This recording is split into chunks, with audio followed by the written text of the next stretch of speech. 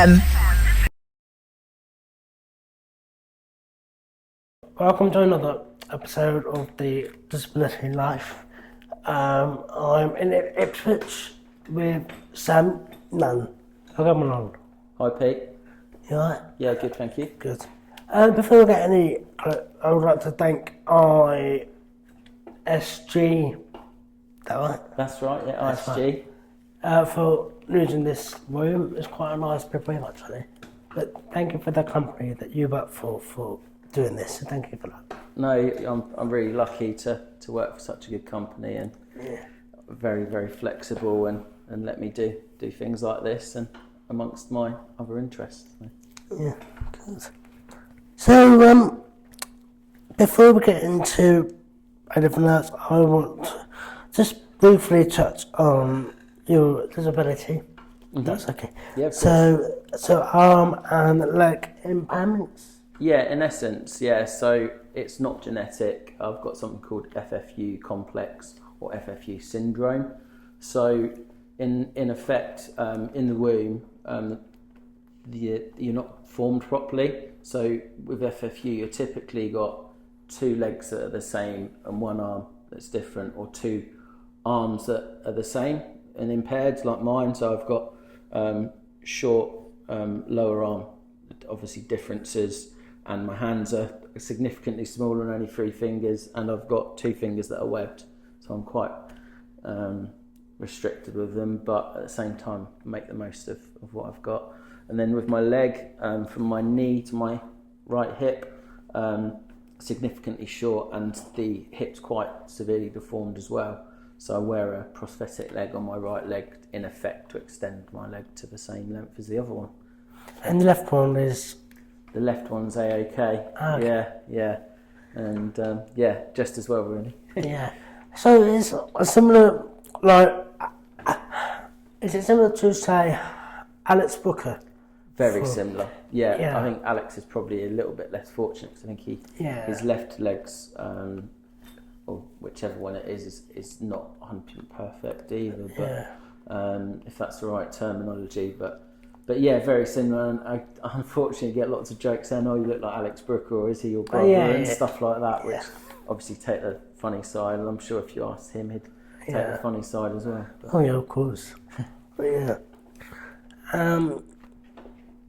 That was from birth? It was from birth, yeah. So it wasn't anything your mum did? Or No, nothing they did, just...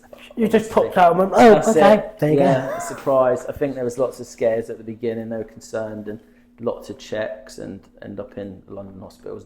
No emergencies or anything like that they're concerned about. Back then there wasn't obviously the research, and in effect they were checking organs and seeing if all that stuff was okay, and touch wood it was. So yeah. And that was in the late 80s, early 90s, wasn't it? The what, sorry?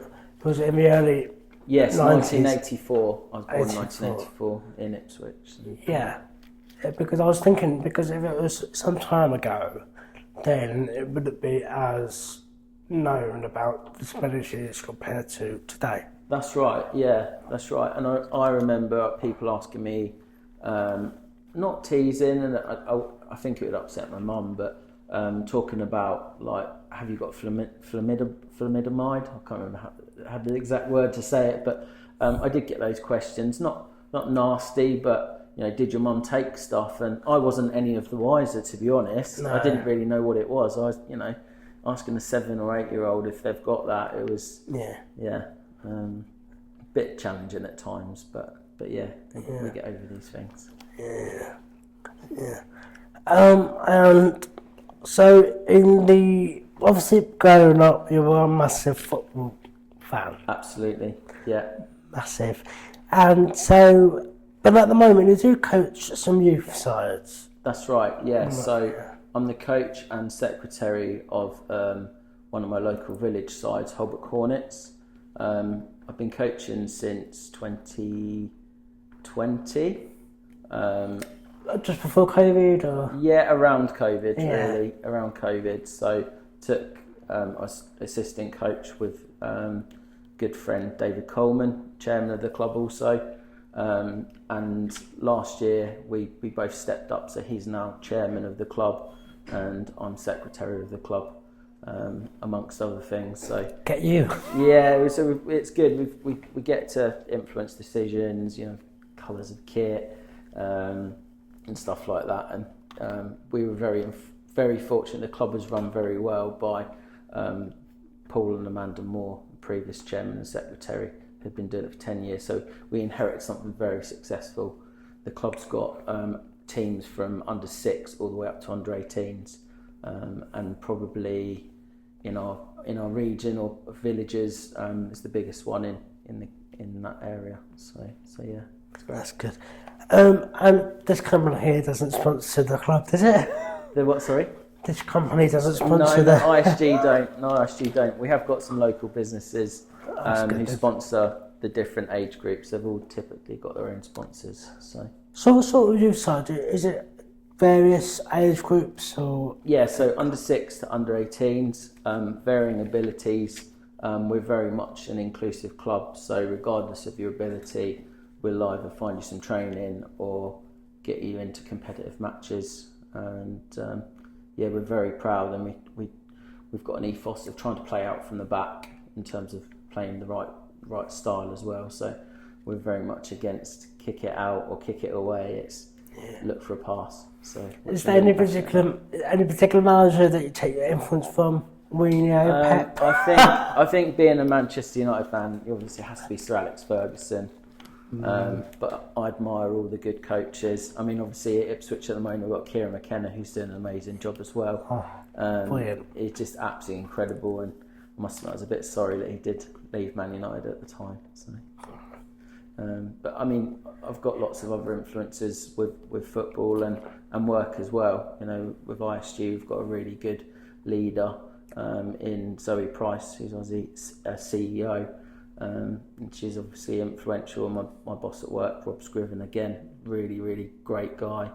A few years younger than me as well, which I think is even more inspirational. So, yeah, getting someone that's younger than you working is like, they're like your butt. Yeah, I mean, even some of the football teams now, you think Ronaldo's a few years older than some of the coaches he's had at the times, and I think you have to be flexible with these things, and different ages, different diversities. It's the world we live in, and it's good. The more differences you have in these places, whether it's disabled, black, white, whether you're Christian and Muslim, it doesn't matter. In my opinion, we're all the same at the end of the day, and all of these different opinions make things stronger. I should go to a cushion somewhere. Yeah, you're right. Yeah. That'd be good. But that's what you do now. But back in the mid-90s, you did start with a final club. Yeah, absolutely. So yeah, I played primary school football for the school football team as a goalkeeper back then. Really small goals, not like the big ones they play now. So, and did okay. But once I went to high school, I really wanted to play like competitive football at weekends, and I really struggled to find a club. The local village side unfortunately wouldn't take me.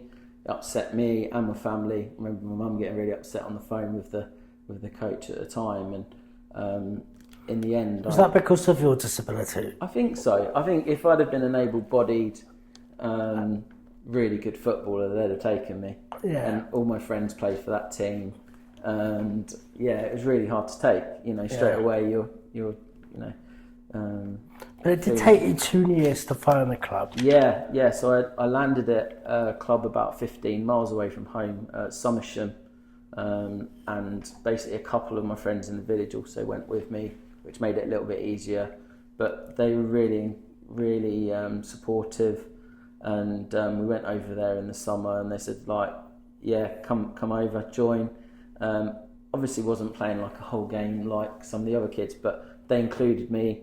I went to all the trainings, didn't feel different, and that's the most important thing for me. It's just, whilst I'm really competitive, it's the inclusion as well. I don't think anyone should not be included, and I remember my first match again like it was yesterday, even though it was 20 odd years ago, and came on for the last 10 minutes, and the ball fell to me into the box, and I scored on my debut. And I remember having a T-shirt underneath, and it said "First of many for Somersham" or something like that.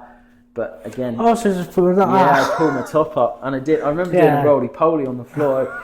Probably looked really stupid, to be honest, but just things like that really I just remember. And I think most of the goals I score in football I can remember, but yeah, even then though, I remember having hard times at Somersham, but they were generally great times over there, and they really got my love for competitive football over there. So and there was so growing up, did you have like a wooden plastic leg type thing? Yeah, because blades weren't. So yeah, I've got a prosthetic leg. I've got quite an old style prosthetic legs even to this day. Yeah. So I have a leather socket with like a carbon fibre shell and a solid rubber foot. The foot's a really old fashioned foot, and I have tried some with the springs and stuff in, which is easier to run on. But what I find is when I kick the ball, and I really do put everything into kicking the ball, I can strike the ball really well even to this day with my good leg. What I found is it made me uneasy with the springs. The balance, and it just didn't feel comfortable playing football on it. So and other stuff. So and I could actually feel the bounce as well in the pressure going through, right through me basically. So I've gone back to something really old and what I know, and all on the NHS, which I've seen some of your other podcasts with the guys and the private healthcare in America, for instance, and we're so lucky to have the NHS. It's an absolutely brilliant service. So good. So you were born with femur fibula ulna syndrome, FFU. FFU, yeah. FFU. 1 in 100,000 males, but that's not clear. Yeah. So, very rare. Yeah. Very rare. Yeah.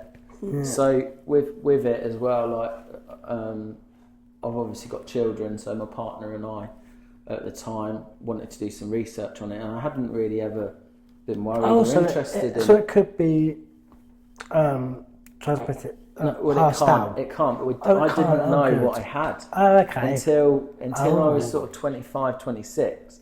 I'd never done any research. I'd never really been interested in what my syndrome was called. Again, it was only when we would start talking about having children that it really became, what I've got? Do I really want to have children with the same impairments that I've got? Yeah. Is that selfish? Whilst I've been so fortunate to lead an absolutely brilliant life so far, and touch wood, hasn't affected me too much, would I really want to bring a child into this world with that same knowing that it could happen? So when we did the research, had some DNA tests, etc., it came back and there was, like you said, I think it was 1 in 200,000 chance at the time, if I remember right.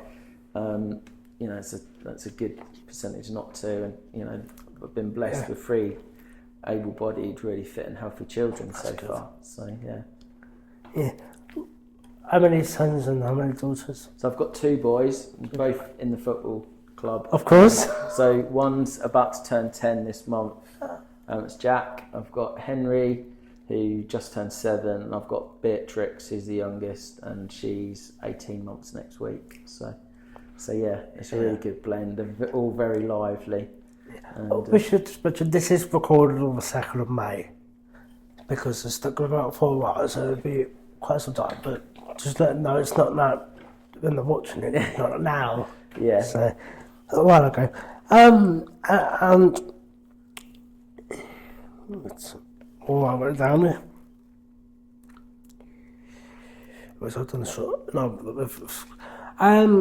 but when you did register for the football club to take you on, you then very shortly after that went into your coaching buddies, FA coaching buddies. That's right. At a young age as well. Yeah. So I had did my able-bodied football till I was around 15. Then focused on my exams and went into sixth form.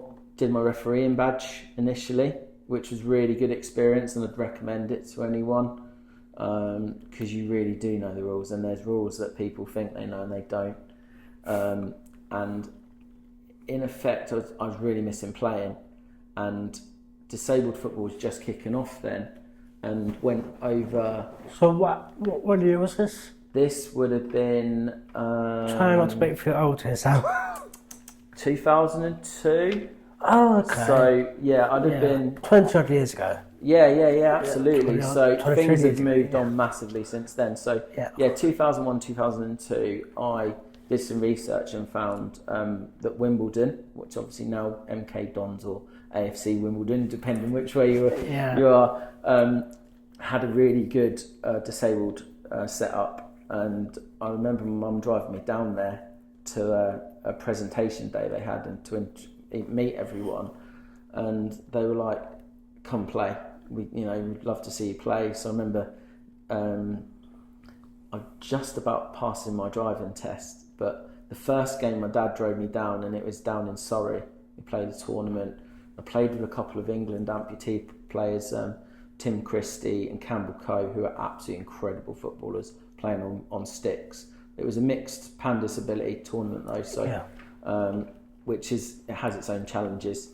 But we did really well. I remember winning some games, losing some games, but it was just great to be around like-minded people and playing at a level where I wasn't the worst player on the pitch. Yeah. So you actually felt important, which was great and empowering. So I had a couple of seasons with them. Then in that time, Campbell since set up Southend amputee team, which was an hour closer to home. So I went and joined them, played in some tournaments with them, actually went abroad with them as well, played in Holland, which was absolutely immense. We got to a semi-final of a European tournament, which was great. Got to see the sights in Amsterdam, which was interesting. And then probably a year into that, we played a tournament at Ipswich Town. And I didn't realise Ipswich Town had a team. That's how well it was advertised, disabled football locally. And spoke to the guys there. And in the next few months, I joined up with them, playing at Playford Road on their main pitches in their training dome. The facilities are second to none. They still are. And probably a year into playing for Ipswich, they then offered me to do my first coaching badge with a couple of the other lads. And that was sort of where the coaching journey started, really. So I'm talking 2004 probably by then, realistically, 2003, 4. And I've been sort of 20 years old, realistically. So. Yeah, because went to Somerset Junior, Wimbledon disabled team, Southend amputee team, and Ipswich disability 19 till you're 28. Yeah, that's it. Yeah, so I was almost, I'd have been 19, 20. Yeah. So yeah, it all happened really quick. So I'd gone from having very little football experience through my teens, apart from playing on Championship Manager and playing with friends in the garden, a bit of school football, to then being massively involved in some really big clubs, which was an incredible experience. Playing against Chelsea, Brighton, Everton, Birmingham City, all these massive clubs, and Charlton Athletic, and you're playing on their training ground pitches. Big clubs at the time. Well, yeah, true, very true. Yeah. Because it's always been like, back in my day, Wimbledon was in the Premier League, we're like, what? That's it. Because obviously now in League One, all the championships, and you're thinking, when? Exactly. So. Yeah. So at school, mainstream schools, I'm assuming. Mainstream school, yeah, absolutely. So mainstream primary school. There was never really any questions of me going to any SEN schools or anything like that at the time. There must have been some around, but never. Yeah, there was some around, not Yeah. like there is now No. though. Not like there is now. But I had another lad in my same school year who was in chair. He could use sticks, but I don't recall ever having to go to school in my chair. But there was times at weekends when I was younger where I would struggle on my leg, and my leg would be red raw. A manual chair. But A manual. a manual wheelchair, yeah. One of those old school electrics. Yeah, absolutely. Yeah, really heavy. Probably weighed as much as me at the time. Yeah. Way too big, probably out here. Yes. Yeah. And obviously with my arms, I find it really difficult anyway. But, Oh, but yeah, so I did spend a bit of time in the chair. But fortunately, as I've got older, obviously being able to drive as well helped my Adaptive independence. car?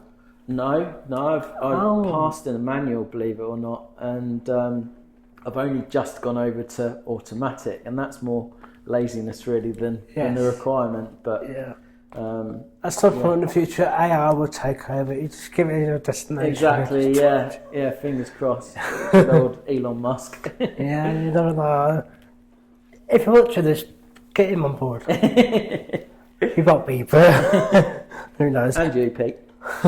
And then you said you became a coach, and then you took a bit of a break. Yeah, so then, I suppose I was 27, 28, and I was doing a lot of coaching and playing. Playing had to stop because of some injuries on my good and bad knees, unfortunately. Did you have any surgery or any operation? No. Or was it just I've wear never and had tear? any operations until fairly recent. They're minor stuff, not to do with my legs. So yeah, again, it's probably rare for someone with the disabilities that I've got not to have had operations. But when I finished playing, I lost a little bit of love for it as well. Well, I was coaching. Playing? When I had to finish playing, I lost a bit of love for the coaching. Oh, okay. Because I was doing both for a period of time. At one point, I was doing 3 or 4 nights a week coaching and 3 or 4 clubs at peak over weekends, and it just got too much. But when I stopped playing, whilst I wasn't playing able-bodied football, I just found the frustration of watching it for a period of time, and I suppose that was then when I felt I needed to do something a bit different, and I started doing my clay pigeon shooting. Yeah, so you did take a bit of a break for 2 years, I think. So I finished when I was almost 30, so nearly 10 years ago. Yeah, almost 10 years ago to the day, really. Yeah, and then you went on to do clay pigeon shooting. That's right, yeah. So how did you get into that? So, growing up in Suffolk, where apart from football pitches and fields and woods, there isn't much else to do here. So, my granddad was a big shooter, and both my uncles were big shooters, and remember them shooting all sorts and animals hanging up, and that was what they ate, back in the day.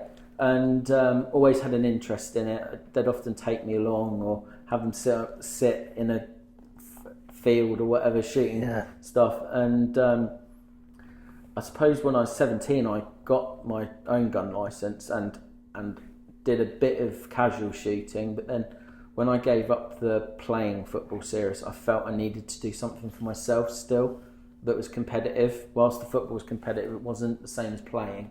So there was a couple of guys here actually, Liam and Paul, and they said you should go try swimming.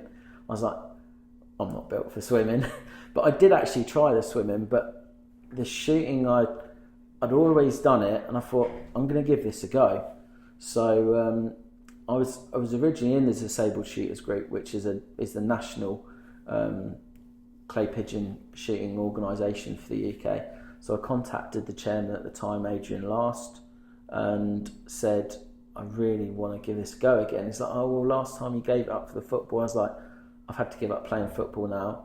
And so I started going along, and I got back into it really, really quickly. So I'm talking probably 2012 now, and I entered the British Open at the end of 2012, and I came third.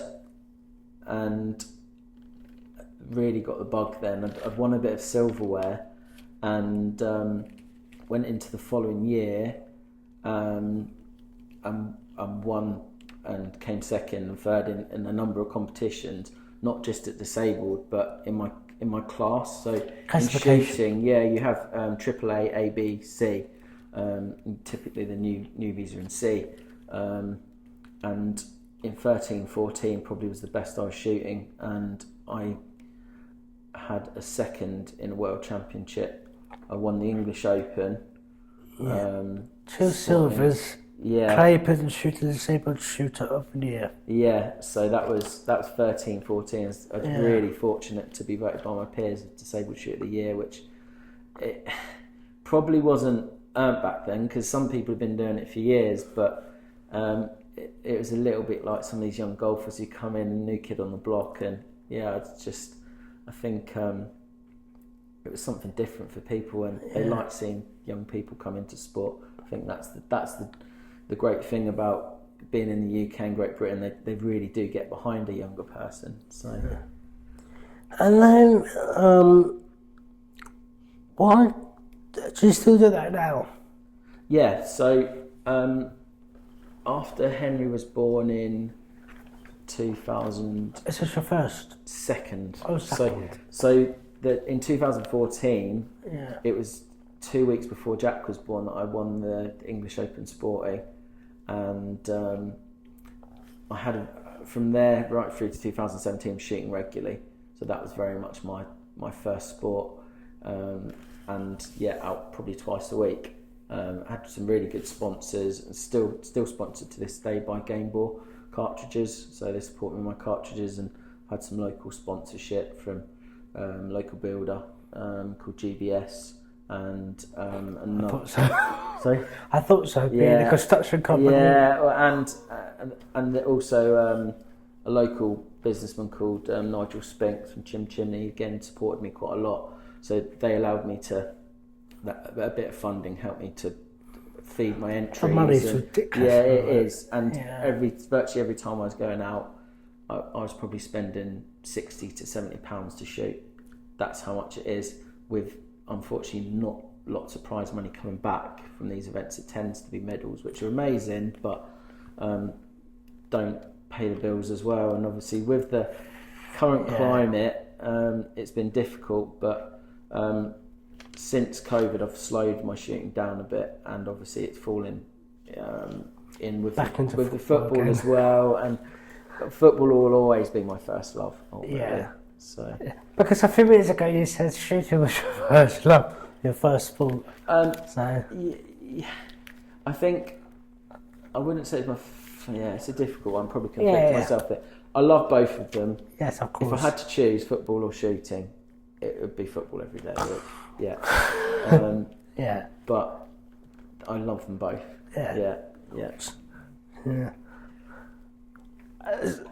And then you've returned back in 2019. I've got written down here for your football. 2019? Yeah, 1920. So Jack started showing an interest in his football, and obviously I wasn't going to turn him away from it, and started watching Jack and slowly getting involved with the football. And when David asked if I wanted to help him, I was really keen. So, and never looked back, much to the dismay of my wife Catherine. Does she not want you to? Oh no, it's not. She doesn't want to. Obviously, it takes a lot of time up, and I think the football side, and when it's with the kids, it's just the extra stuff, the admin, the meetings, and. Well, unless your mother's got a daughter to sort of.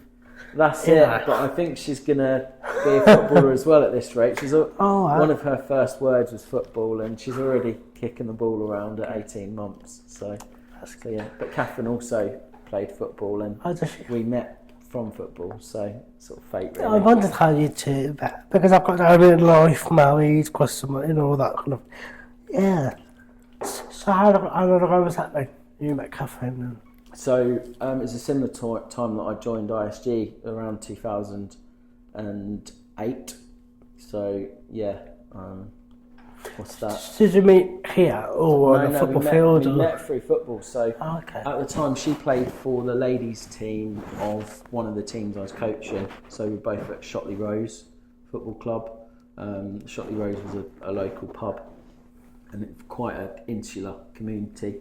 And I was coaching the men's team. She was playing goal for the ladies' team, and we met at one of the end of season presentations. And after lots of MSN chats back then, before Facebook, it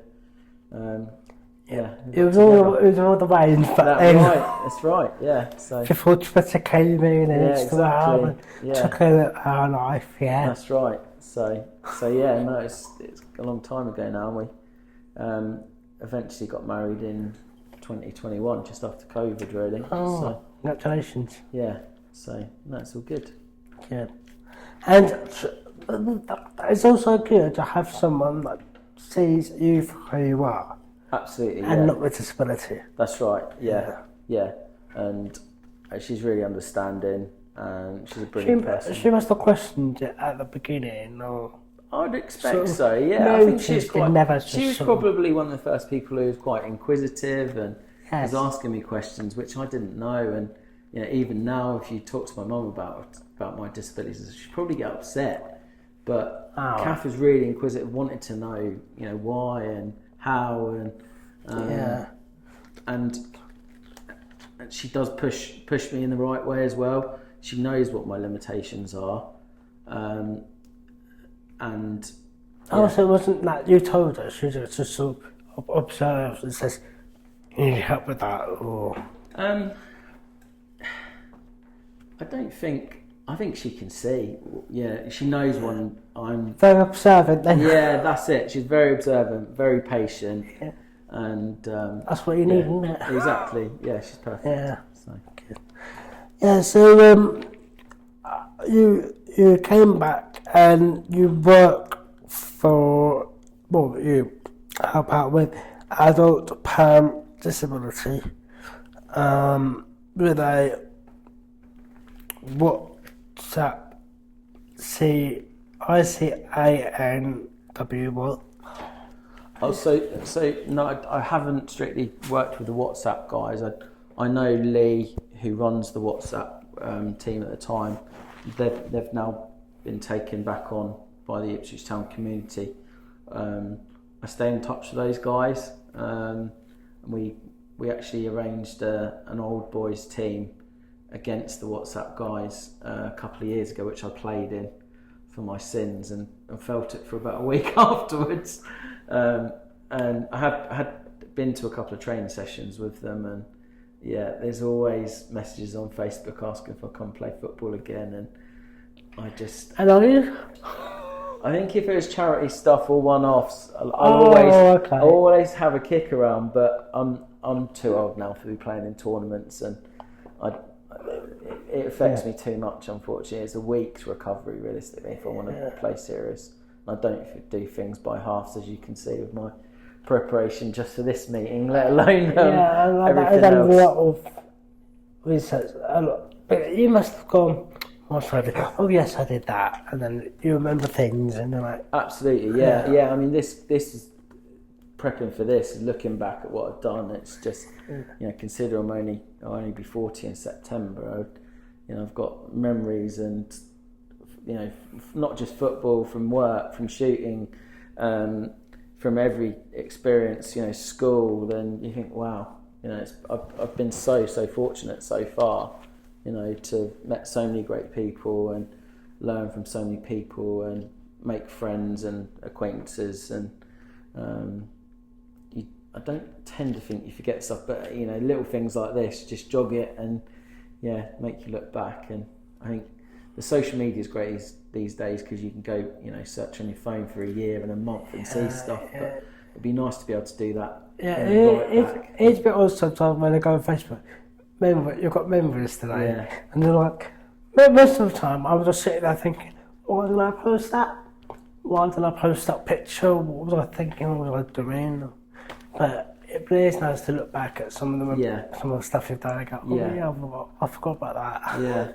I have got visions and of putting it all down in a book one day maybe, and I think it's just you need to be telling a story though, and I don't think my story's ended yet. I think that's the go on, thing. tell me a bit more. Oh no, I mean as in what the future means. You know, I think it's a bit early to be writing a book or anything like that. Yeah, it would be like 3 autobiographies, just one for this year, one for 10 years time. There you go, Pete. There's your job.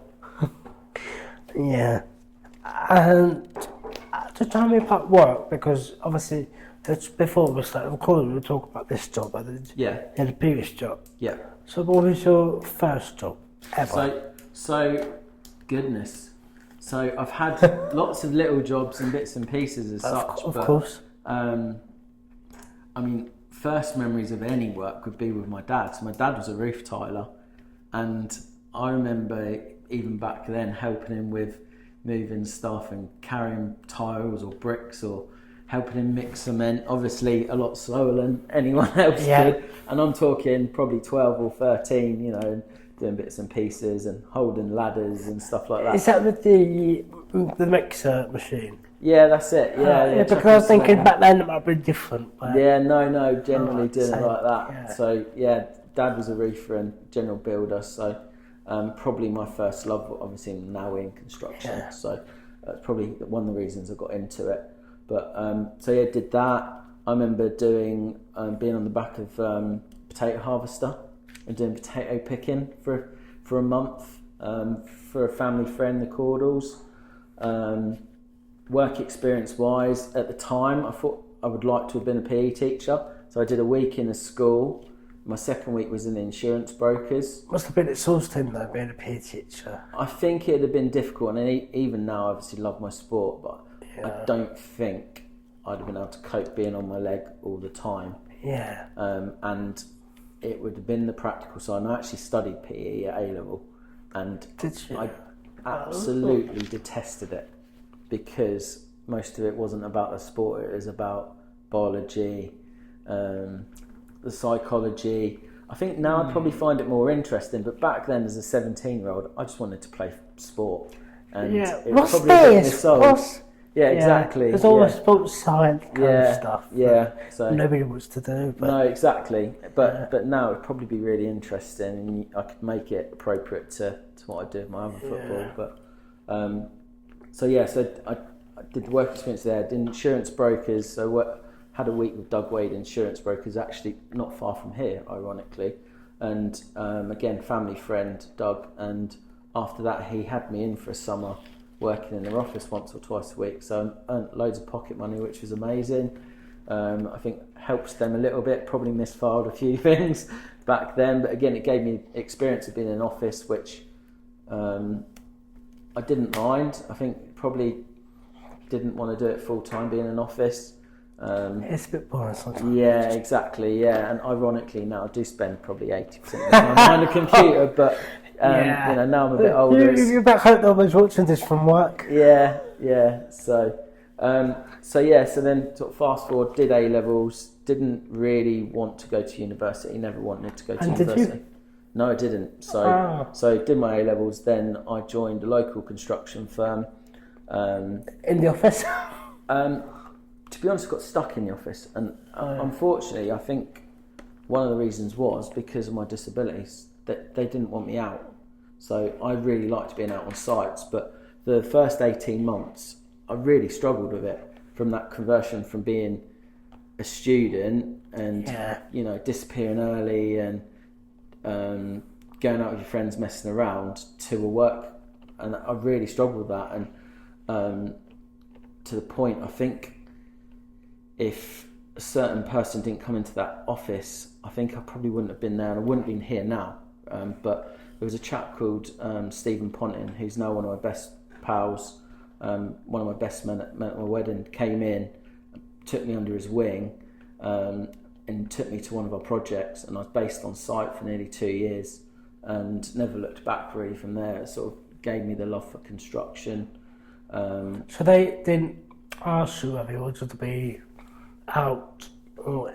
Not really, didn't ever get that. It was just do this, and it was never, what do you want, Sam? Whereas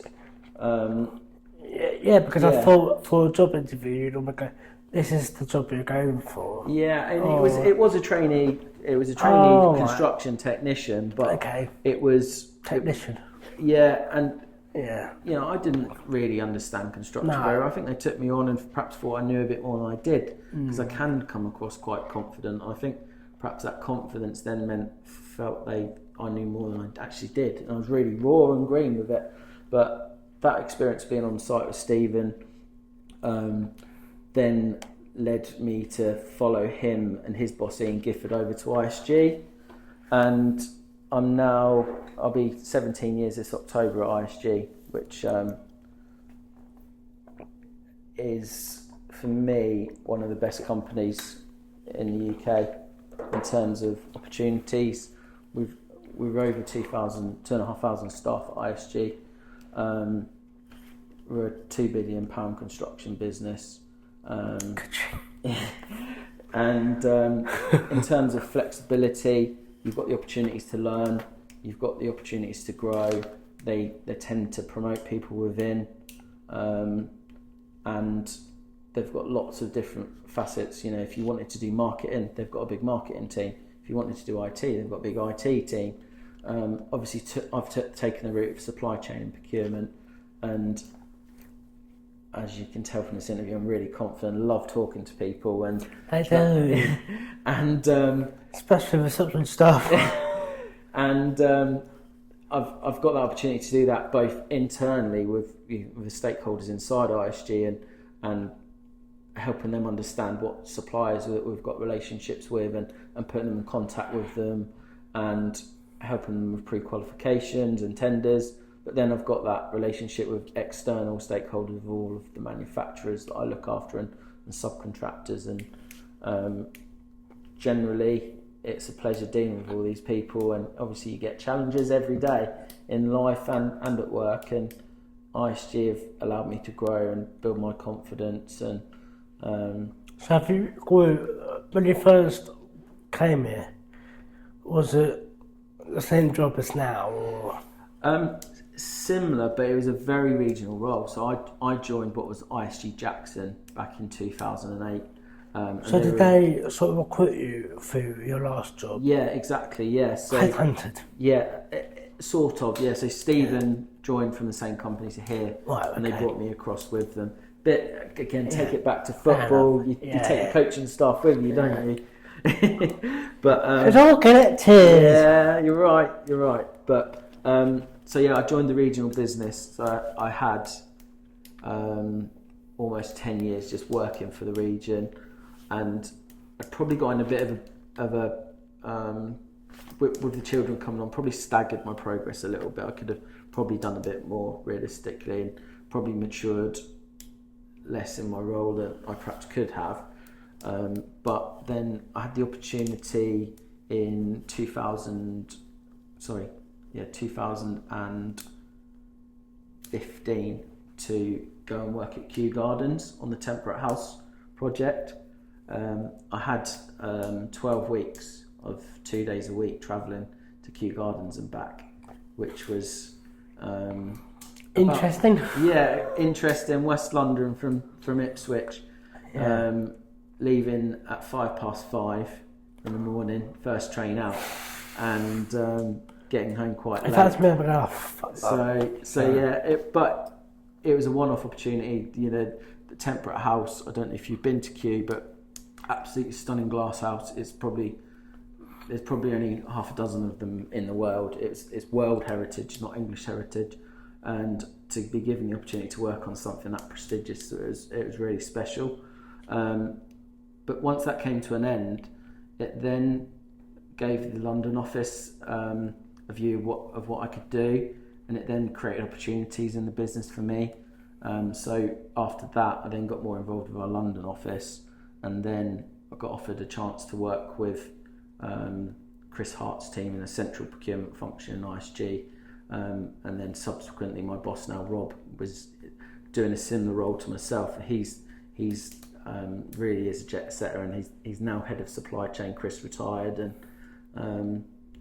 we've got a close knit team now and work with some really good people. So I enjoy work, and like I said, I work for a great company, and very fortunate. Good. And would you thought you would have had this life growing up? Back then, Yeah. Realistically, not. I think in an ideal world, I would have loved, back then, a job in football. Whether it had been, I did actually explore commentating, and that was one thing I was really interested in. But my English skills weren't very good at school. So, and again, when you went to a careers event and said I want to be a football commentator, they'd have laughed at you. I think back then, there wasn't the opportunities like there is now on the social media now. Social media, commentating, radio, massive. Yeah, absolutely. Yeah. But no, I think I've picked probably the next best interest. Really, I've always had an interest from being young and putting things together. Really enjoyed like technology and woodwork at school, and yeah, the technical side of that it rubs off on what I do today. And always got an interest.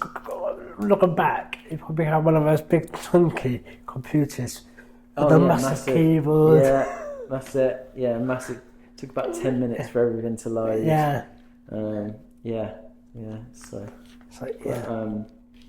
yeah. I wasn't desperate to be in front of the computer, with the exception of being like on games like Football Manager and Championship Manager and things like that. That was always a big memory of like summer holidays in my mid-teen years was doing that type of stuff.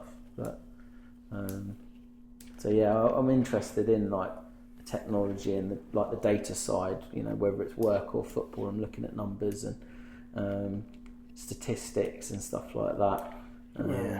It does interest me, numbers and yeah. And so you're married, you've got children. The whole you just kind of set around family now, isn't it? Absolutely, yeah. For me, my three loves now. Football, wife, kids. Well, it's the three F's for me: family, food, as you can see. Especially since I've had to give up football, I love my food and the football. I suppose the fourth one would be field sports if you come to shooting. But yeah, no, they're the things that are important to me. Family first, and of course. Food and football close behind. Health doesn't come in. Oh, health, food, Yeah, absolutely. But and so do you still do your shooting, but is it more of a just kind of as a, how would you phrase it? How come back to me? Casually? Yeah, casually. I would say so at the moment. So I've slowed right down. That being said, I still try and shoot once a month. Got a friend, Chris, in the office here who's taken the sport up. I've been showing him the ropes a little bit. So we try and get out once a month and have a shot. That being said, I've still got support from Game Ball, and they've said to me that will continue regardless. So what do you shoot? Is it just fake pigeon? In essence, they're discs. So like plate you're type. welcome to come and have a go. Let's get together and have a go. All right. Thank you. But they're in effect 4-inch clay discs. They do smaller ones as well. Yeah. And not dissimilar to golf. So you start from one place and you'll shoot 4 of one target, 4 of the other. Yes. Then you go to another place and shoot something a bit different. It might be bouncing on the floor or flying towards you or flying away. But yeah, it's very, very addictive, and it is a good feeling, especially when you first start and when you've hit one or two. If there was ever a sport that said that you could shoot seagulls, I'd like that. I hate the seagulls with a passion. Yeah. So but, try and licking the chips. So.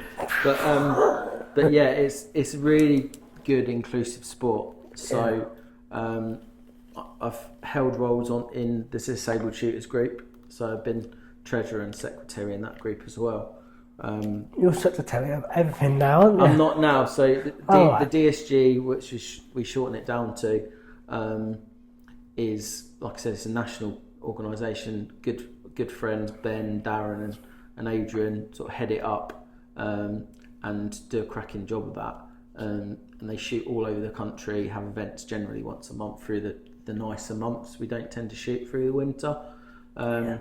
It's reasonably friendly events. They try and make it inclusive to everyone. So whether it's a complete newbie or someone shooting at international standard, they try and put something on. And there's some really inclusive venues. We're really fortunate in Suffolk. We've got Areswell Lodge and High Lodge. So you've got loads of disability people there now? Yeah, and it tends to be physical disabilities with the DSG. So most of the guys are in wheelchairs. There's some with upper arm impairments, lower arm impairments, but we all shoot together. It brings us together. Lots of common problems and difficulties, whether it's holding the gun, whether it's the seating position of the wheelchair. We all help each other, and we really, it feels like a family when you're there. It's a great organisation. Yeah, because the shooting that I normally associate it with is you sit there, you've got a target, like a round target, like some sort of bullseye, like some dart circle thing. Get to a distance and you just sort of, that's a shooting line. But which a lot of respect for that, but there's something about doing it outside. Exactly. It's not exhilarating enough. I have tried it, rifle and pistol shooting, but it's not for me. No, it's not for me. No. You've got to do it inside as well, and you're hot and sweaty afterwards. And is there any? I say this to everyone actually when we do these. But is there any tips or advice that you would give to someone that's probably not the same as yours, but it's quite rare, but to anyone with limited limbs or legs? In sport or life or both? Well, everything in general. I mean, everything. For me, I try and be. There isn't a normal, in my opinion. There isn't a normal person. What is normal? Different. What is normal? Exactly. What is normal?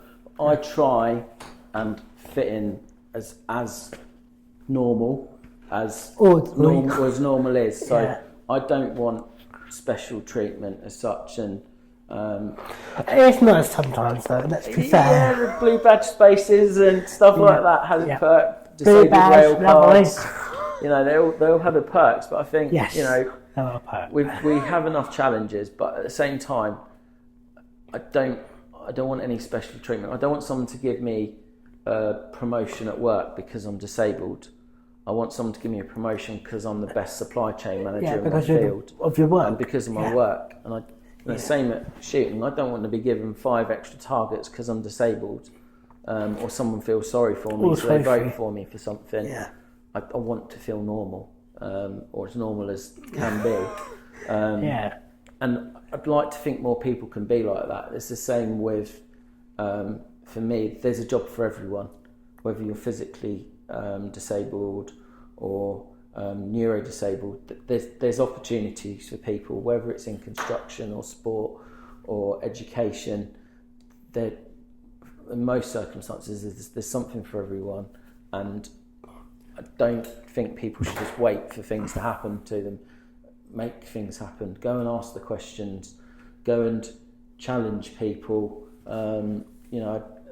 If you sit on your backside, things don't happen ultimately. And I think as a nation, sometimes we do get in that habit of certain people sitting down and perhaps not doing as much as they can do. But I'm very passionate about people trying to do their best and working as hard as they can. And that's not just disabled people, that's everyone, able-bodied people, or whoever. We don't get recognised for whatever diversification you're in, whether it's your religion, your sexuality, your disability, whatever it may be. Be the best person, not your best at your diversity. Good. Have you got anything else to add? Anything now that you haven't mentioned? I think I've mentioned everything. I think I've got some shooting in there, football, family, some work, and no, I really appreciate the opportunity to be interviewed, Pete.